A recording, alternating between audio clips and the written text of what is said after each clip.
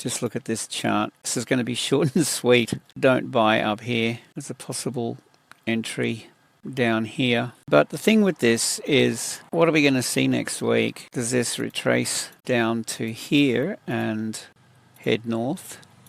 Or does it drop as far and as fast as it rallied?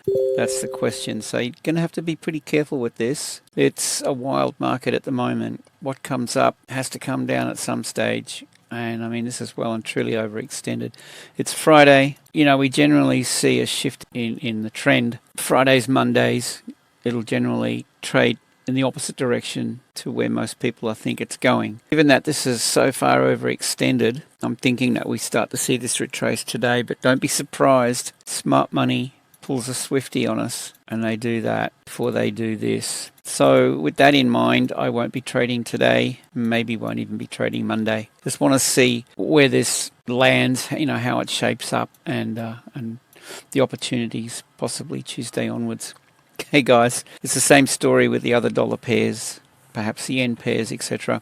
So with that, I hope you have a great day. By the way, click the links below, check me out, join my Telegram group. Safe trading, see you in the next one.